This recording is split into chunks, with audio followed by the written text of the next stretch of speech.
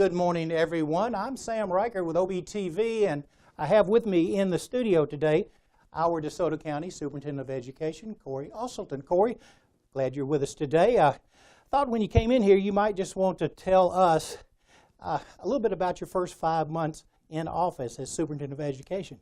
Right. It's been very exciting, and I've been out as much as I could to the schools during that time. Actually, I started visiting the schools back in August as soon as the election was over. And I got out to all 42 schools in the fall, and then I've continued that trend while I've been in office, and done that just to stay in touch with the teachers and the administrators and parents to find out what all is going on in our school district, and basically to stay in touch. I feel like it's better when you lead from outside of the office. Certainly. And you get out amongst the people and you know what's going on there. Well, it's exciting times for DeSoto County schools now. Anything else you'd like to say about your plans for the system? Well, right now we're real excited about graduations. We've got graduations coming up in just a few days. It's the end of the school year. We're very excited about that. But my vision for DeSoto County Schools is I want every student that walks through the doors to have every opportunity they have to be successful. And that's starting from kindergarten going all the way through 12th grade. And so whether it's a student who's college bound or a student who's going into the military or a student who's going straight into the workplace, we want to make sure that we offer them all that we can.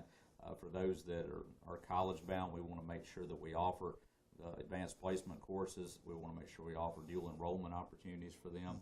For those that may be going into the military, we have ROTC programs throughout our district. We have one here at Olive Branch High School. And for those that are looking to maybe go straight into the workplace, we have some good offerings through career technical education, and I just want us to continue to enhance those opportunities. Well, thank you. Sounds like a lot of good things going on in the system. You know, we use a lot of social media here at OBTV, and lots of corporations do. I know DeSoto County Schools is really big in social media. How do you use social media? Well, I started in the social media scene as far as with Twitter when I was principal at DeSoto Central High School. I felt like it was a very important way to communicate with the students and the parents and to keep them updated on information. I've carried that over into my administration with DeSoto County Schools. One of the things through Twitter that we've implemented is the hashtag Team DCS. And so if anybody ever wants to find out about information or just find out what's going on in the schools, they can search that hashtag Team DCS.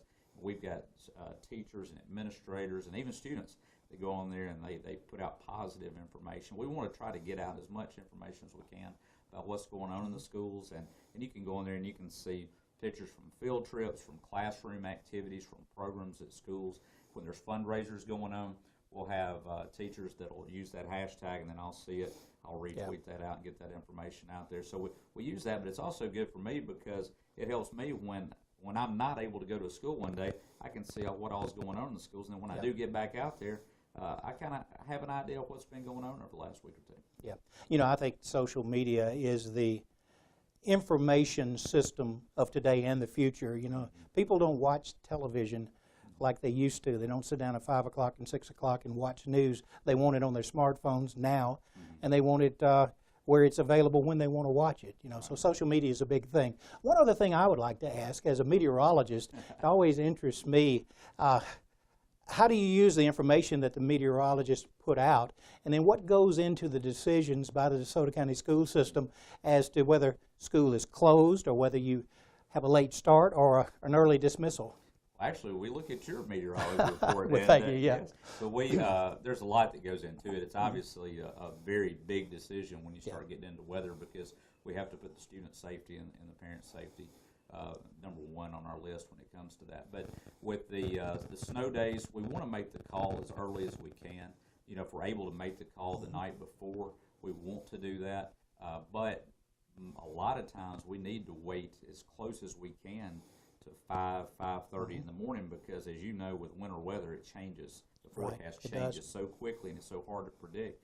And so, you know, I'm afraid that if we make a call too soon, maybe to cancel school, and then we wake up at 5 o'clock in the morning and the weather's changed, that we've wasted a day, and now we have to make it up. So there was the situation with the blizzard that wasn't back in January, where we made the call right at 5 o'clock the afternoon before. And that was just because of the forecast that was going on, and the parents were asking, can you please give us a decision? And so we did. But on the flip side of that, when we had the flooding issue back in March, right before spring break, we had to dismiss school a couple hours early. And I was actually out on the road at Lake Cormorant, because that was the area that had the most flooding.